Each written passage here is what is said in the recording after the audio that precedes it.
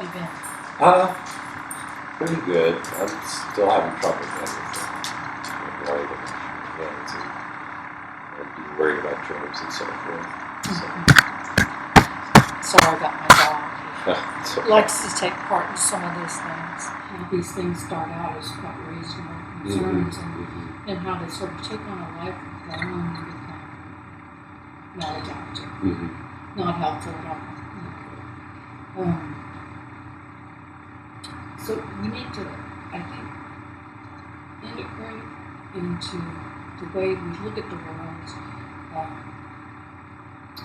a manner of being skeptical as to the things we're implementing. Okay, let me explain what I mean. You say to yourself, if I don't check again to see if the stove is on, if I don't check to make sure the door is locked, after the second time you check something, I think we have to ask, what are the odds that something is going to actually be around?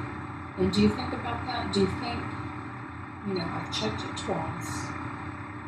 Do you think the stove could actually be on? What are the odds about that? Can you estimate that? Not the first time you check, but maybe the third time you check. Yeah, no. Right. Right. Very small. And, if the door, say, on the third check, also the odds are small against the door handle. What is the worst that could happen in this situation? The worst that could happen? I guess the worst is it could have been a lot. But in that case,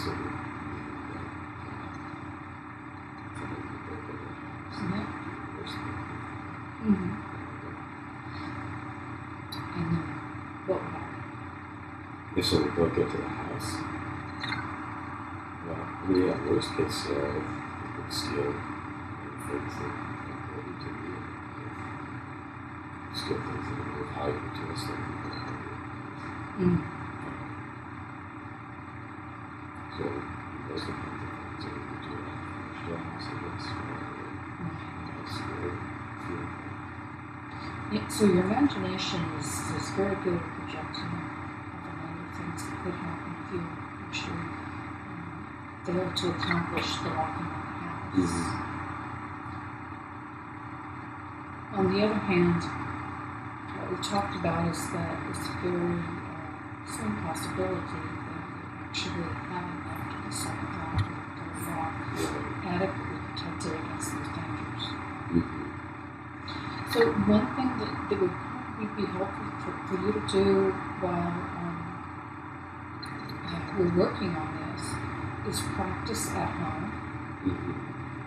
Maybe practice at first.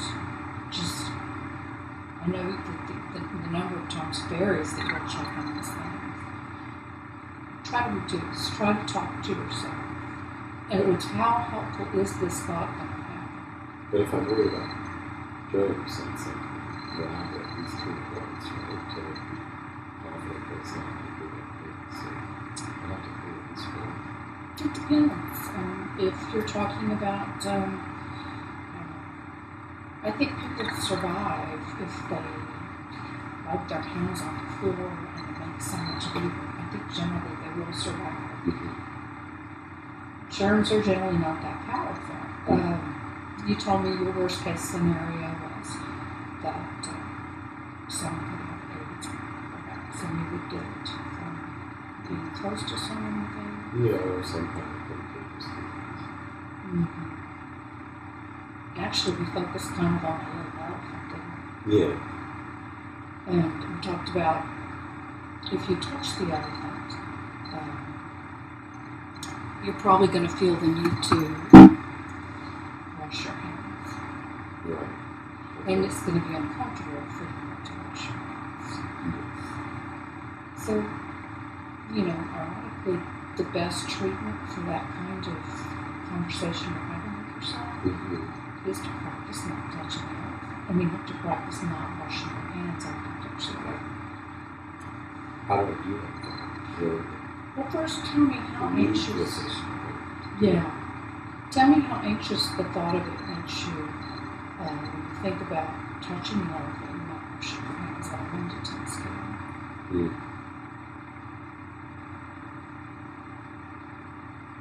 At least a point.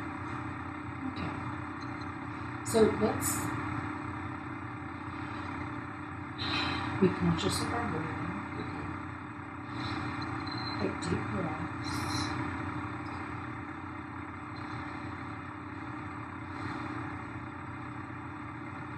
So you want to touch it, you want to touch it. I want to wait until your anxiety is a level that you feel comfortable. Okay. Anyway, So you said breathing is good. breathing slowly and relaxing. Absolutely.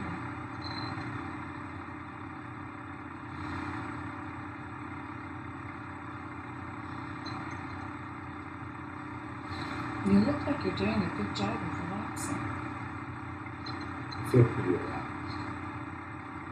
You look relaxed.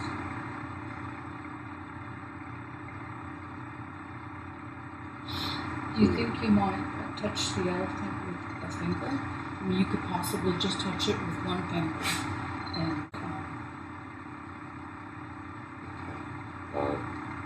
is that possible? I think so. I do. Right. Now breathe deeper.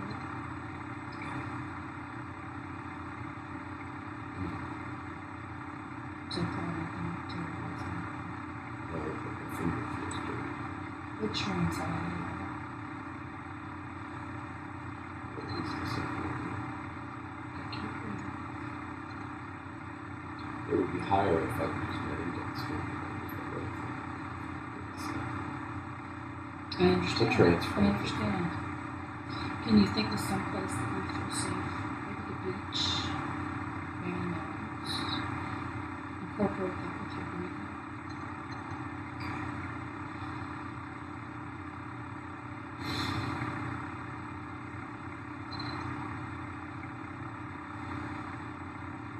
I feel like your anxiety is lessening.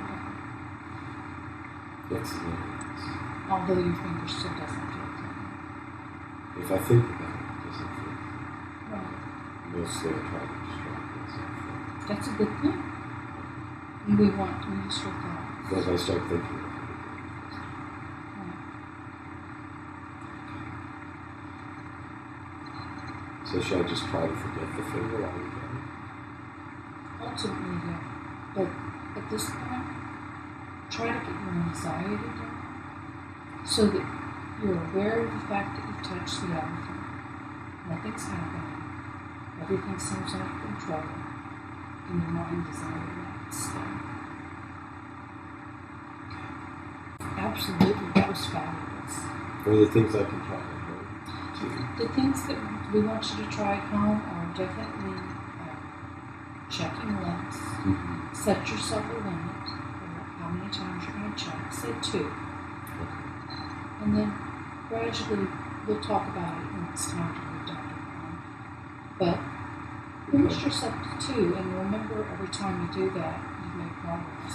Every time you do that is a success. It breaks the cycle. Okay. Should I